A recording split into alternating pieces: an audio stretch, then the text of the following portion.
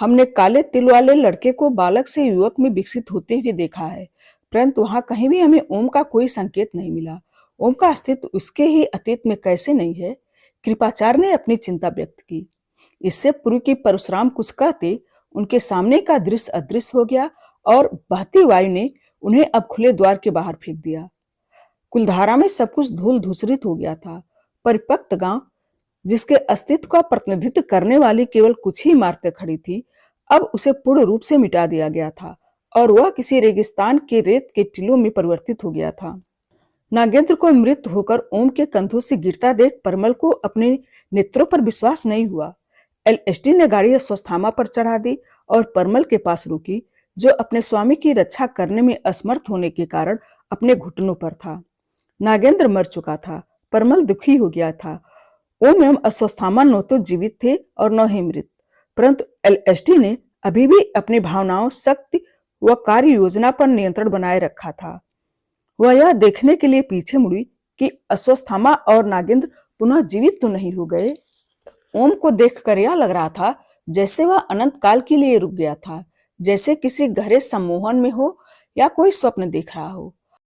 अश्वत्थामा की टूटी हड्डियों और कटा गला ठीक होते हुए उसके प्राण धीरे धीरे वापस आ रहे थे। एलएसटी समझ गई थी कि उनके पास कितना समय है, जिसके पहले अश्वत्थामा का मुख उनके जीवन के अंत से पूर्व अंतिम दृश्य बन जाएगा।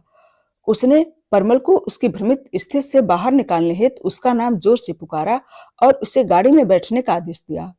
परमल धीरे धीरे उठा और लड़खड़ाते हुए भीतर बैठ गया। वह अभी भी खोया हुआ लग रहा था।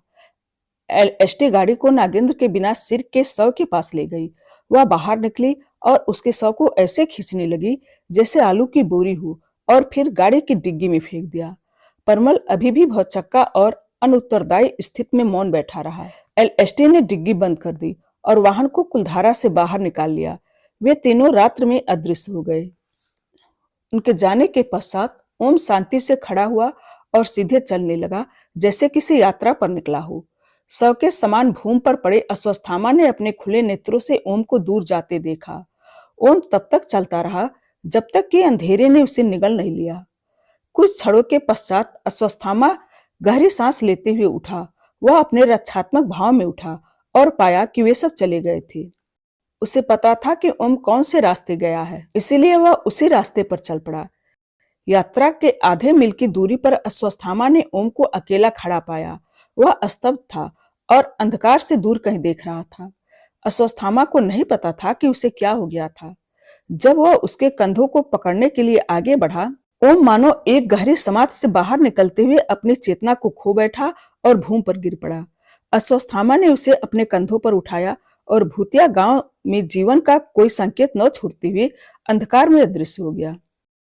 नागेंद्र की देह को ठंडा रखने हेतु एलएसटी ने जैसलमेर में गाड़ी रोकी और बड़ी बड़ी बर्फ की सिल्लियों से डिग्गी को भर दिया। इसके पश्चात वह विस्मित परमल और नागेंद्र के शव को सीधे कच्छ की खाड़ी में स्थित उनकी पनडुब्बी तक ले गई। जैसे उन्होंने पनडुब्बी में प्रवेश किया, परमल ने धीरे से कहा, नागेंद्र की मृत्यु हो गई है और उद्देश्य सदैव के लिए नष्ट हो गया है। एलएसटी ने परमल को क्षण भर के लिए देखा और उसे निषिद्ध कक्ष का द्वार खोलने के लिए कहा। परमल असमंजस में था, क्योंकि नागेंद्र के अलावा किसी और को कभी उस कक्ष में प्रवेश करने की अनुमति नहीं थी। एलएसटी ने नागेंद्र के अवशेषों से भरे बैग को खोल दिया और उसे निषिद्ध कक्ष के ठीक बगल वाले कक्ष में ले आई। नागेंद्र की मृत्यु को 24 घंटों से अधिक हो जाने के कारण शव से दुर्गंध आ रही थी।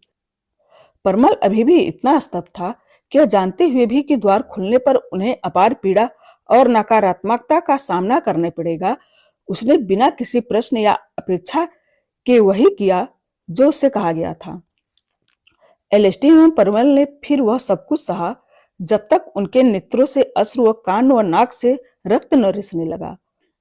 उनके विषादपूर्ण विचारों ने उन्हें घेर लिया था, जो अब पहले से अधिक कष्टदायक थी। ऐसा लग रहा था कि वे अवशिष्ट तथा शक्तिहीन के थे और अपने नेत्रों के अलावा अपनी इच्छा से किसी भी अंग पर नियंत्रण नहीं रख सकते थे। उन्होंने कक्ष के द्वार की ओर देखा।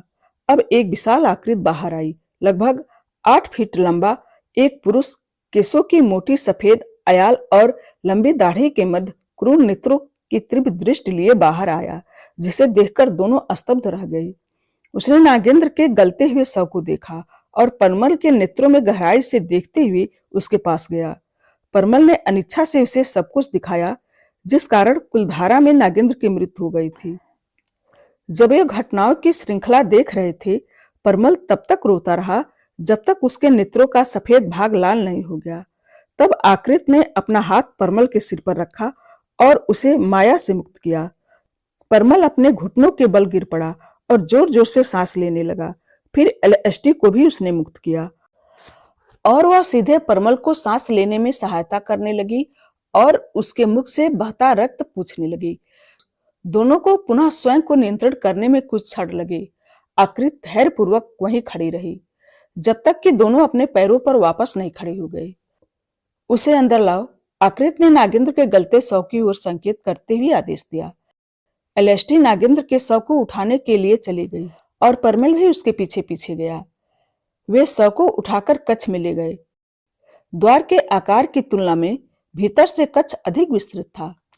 परमल यह देखकर चकित रह गया कि एलएसडी को पता था कि शव कहाँ रखना है, जैसे कि वह कक्ष से पहले से परिचित हो। उन्होंने शव की पीतल की एक आयताकार सतह पर रखा।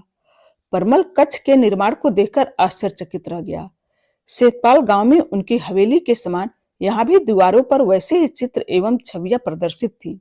इन चित्रों में भी उसके पूर्वजों को अपने पालतू प्राणियों के साथ और उनकी देखभाल करने वाले सेवक को दर्शाया गया था, जो आंशिक रूप से अपना मुख ढककर राजाओं के पीछे खड़ा था। एक को छोड़कर सभी चित्र परमल के घर के समान थे। जो भिन्न था उसमें परमल के पिता थे, जिनके पीछे सेवक अपना मुख छिपाए खड़ा था, और यह सेवक स्वयं नागेंद्र था। परमल अवाक रह गया। वह जानता था कि वास्तव में वह पुरुष कौन था जिसकी आज्ञा का पालन एलएसडी बिना किसी प्रश्न के कर रही थी। वह शांत व संयत थी, जैसे कि वह कोई सामान्य प्रक्रिया हो। परमल के मन में प्रश्नों की बाढ़ उमड़ रही थी, परंतु एलएसडी अविचलित थी, जैसे उसके पास सारे उत्तर थे। परमल एलएसडी के पास जाकर उससे पूछने वाला था कि वे क्या कर रहे थे और वह पुरुष कौन था, परंतु वह आगे बढ़ता उससे पूर्व उस भारी स्वर ने उसका सारा ध्यान खींच लिया। लतिका, तुम जानती हो अब आगे क्या करना है? एलएसडी ने उसके आदेशों का उतने ही निष्ठा से पालन किया जितने कि वह नागेंद्र के आदेशों का करती थी, और परमल को अपने साथ कक्ष से बाहर चलने का संकेत दिया। परमल चुपचाप उसके निर्देशों का पालन किया। वे कक्ष से बाहर आए और एलएसडी ने द्वार फिर से बंद कर दिया। परमल ने उस पर प्रश्नों की बौछार कर दी, जिनमें से पहला था, वह कौन था? मिसेस बन्ना ने भी 2 दशक से अधिक समय के पश्चात वर्ष 2000 में हुई घटना के वास्तविक समय के बारे में पृथ्वी से वही पूछा। वह कौन था? पृथ्वी ने वही उत्तर दिया जो एलएसडी ने परमल को दिया था, श्री शुक्राचार्य। उत्तेजित होकर मिसेस बन्ना चीख पड़ी, शुक्राचार्य? अब यह कौन है और तुम मुझे यह क्यों बता रहे हो? मैंने तुमसे पूछा कि तेज कहाँ है, क्या वे जीवित हैं? मिसेस बन्ना हर बीतते क्षण के साथ अपना धैर्य खोती जा रही थी और यह जानने की प्रतीक्षा कर रही थी कि उनके पति डॉक्टर बन्ना जीवित थे या नहीं। परंतु पृथ्वी फिर भी शांत रहा और उसने धैर्यपूर्वक उत्तर दिया, डॉक्टर बन्ना के साथ क्या हुआ यह जानने हेतु आपको यह समझना होगा कि वर्ष 2020 में उनके लुप्त होने का क्या कारण था। शुक्राचार्य असुरों के महापुरोहित और गुरु हैं, जो परमात्मा के उपासक हैं, परंतु वे सतयुग में असुरों के समर्थक रहे हैं। नागेंद्र शुक्राचार्य का सर्वोत्तम शिष्य था, जिसे तुम ओम शास्त्री के नाम से जानती हो। उसका शव नागेंद्र धन्वंतर एवं सुश्रुत के पास ले गया था। उन्होंने जिसे जीवन दान देकर उसका नाम मृत्युंजय रखा। शुक्राचार्य पहली बार नागेंद्र से इस घटना से भी पहले मिले थे। सतयुग में शुक्राचार्य मृत्यु पर विजय प्राप्त करने वाले मंत्र को प्राप्त करने के पश्चात लोगों को पुनर्जीवित करने की क्षमता के लिए प्रसिद्ध थे। उन्होंने इस दुर्लभ विज्ञान को स्वयं भगवान शिव से प्राप्त किया था, जिसे मृत्यु के विजेता के रूप में जाना जाता है। जैसे जैसे एलएसडी ने परमल को बताया कि निषिद्ध कक्ष में जो थे वे शुक्राचार्य थे, परमल के मन में अनेक प्रश्नों व संदेहों की बाढ़ सी आ गई। तुम यह सब कैसे जानती हो, या मुझे पूछना चाहिए, मैं तुम्हारे बारे में और क्या नहीं जानता? तुम्हारे पास वह सब कुछ जानने के लिए पर्याप्त समय होगा जो तुम अभी नहीं जानते, परंतु इस समय हमें अमावस्या से पूर्व ओम का रक्त प्राप्त करने की आवश्यकता है, तभी नागेंद्र को पुनर्जीवित किया जा सकता है। एलएसटी ने कहा। क्या तुम्हें ज्ञात है तुम क्या कह रही हो? यह एक आत्मघाती योजना है। हमने एक बार रासद्वीप पर और फिर कुलधारा में उनका सामना किया है। हमारी मृत्यु निश्चित है और वे अमर हैं। अगर हम ऐसा करेंगे तो हमारी पराजय भी निश्चित है। और तो और हम ओम को कैसे ढूंढेंगे? एलएसटी ने उसकी हथेली पकड़ ली और उसमें एक पेन ड्राइव रख दिया। हमने कब कहा कि हमें ओम शास्त्री को ढूंढना है? उलझे हुए परमल ने झिझकते हुए पेन ड्राइव ले लिया।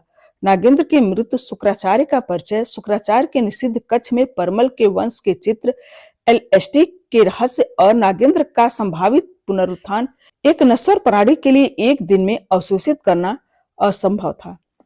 परंतु पेन ड्राइव में परमल के लिए और भी बहुत कुछ था। उसने उसे एक लैपटॉप में लगाया और पाया कि उसमें केवल एक ही फाइल थी। उसने फाइल आइकन को क्लिक किया जो उसे रासद्वीप पर पूछताछ कक्ष में वापस ले गया, जिसमें दिखाया गया था कि कैसे डॉक्टर बन्ना ने भूमि पर गिरे रक्त को एकत्र किया और विस्फोटों से पूर्व सुविधा से बाहर निकल गए। तुमने सदैव संदेह किया कि हम शब्दों के बजाय ओम का रक्त लेने ओम को ही क्यों ढूंढ रहे थे। ऐसा इसीलिए था क्योंकि मैं डॉक्टर बन्ना को ढूंढ रही थी। एलएसटी ने लैपटॉप की ओर हाथ दिखाकर घोषित किया। क्या हमने उन्हें ढूंढ लिया? परमल ने पूछा। हाँ, हाल ही में मिले और पकड़े गए, उसने गर्व से कहा। और? परमल ने पूछा। और हमें उनसे उनकी पत्नी का पता लगाने की आवश्यकता है। वे कहाँ हैं? जो सबसे स्पष्ट प्रश्न परमल पूछ सकता था वह उसने पूछ लिया। यहीं मेरे साथ आओ, एलएसटी ने उत्तर दिया और आगे चलने लगी। तभी उनकी पनडुब्बी सतह पर आई। एलएसटी परमल को खुले डेक पर ले गई, जहां से वे दूर से एक स्पीड बोट को अपनी ओर आते देख सकती थी। यद्यपि उसके मन में अनगिनत प्रश्न भरे हुए थे, परमल कुछ कह नहीं पा रहा था और क्रोध से उसने अपने दांत भींच रखे थे।